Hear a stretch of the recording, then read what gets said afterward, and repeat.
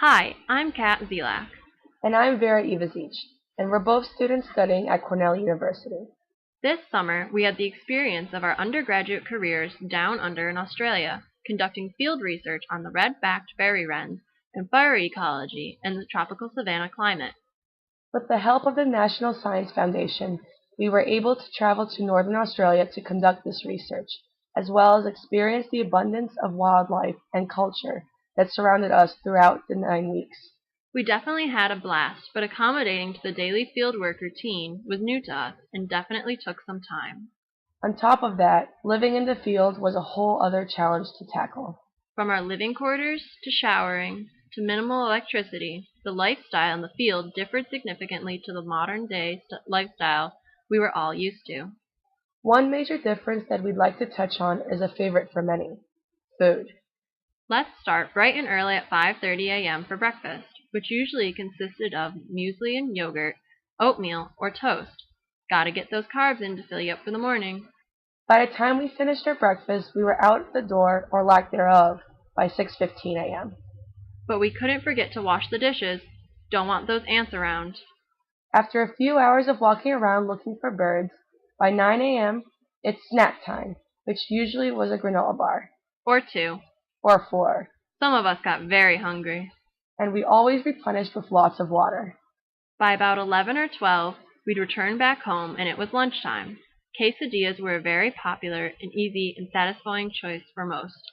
If there were leftovers from dinner from the night before, that was also a simple option. And whenever you wanted a satisfying treat, dunking a chocolate cookie in hot coffee was the way to go, as Greg is demonstrating here. Delicious. Whoa, whoa, whoa. Let's take a step back for a second. You must be wondering, if we live in the field, where's all this food come from? We grew everything and picked them in the field, like these rosellas. Just kidding. We went to the grocery store about a half hour away.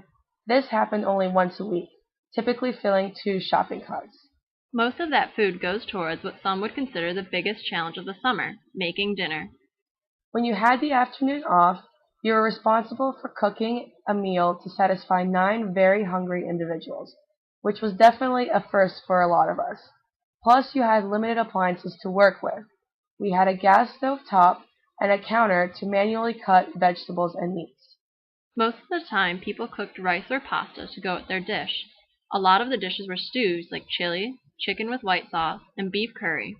Through trial and some error, everyone had successful dinner dishes, and even some new favorites. Once dinner was ready around 7:30, we all sat together to just hang out, relax, and reflect on our days out in the field. We occasionally enjoyed some friendly competition. By 9 p.m., though, we were all just ready for bed. Now that was a little peek into the typical day of a field researcher. Occasionally we would have barbecues with Richard, the owner of the property we were staying on, and his friends on the weekends. Those were the nights to look forward to, especially in terms of food. We were spoiled with grilled veggies, steak, lamb, and snags, or sausages. It was a potluck-style barbecue, so we also had an extended selection of salads, vegetables, and papaya. So after returning back to our normal lifestyles, a lot of us have become humbled from our experiences. In particular, many of us have changed our eating and meal prepping habits because of this summer. Eating is a big part of our experience that is overlooked. The adjustments we've had to make were challenging, but very much rewarding.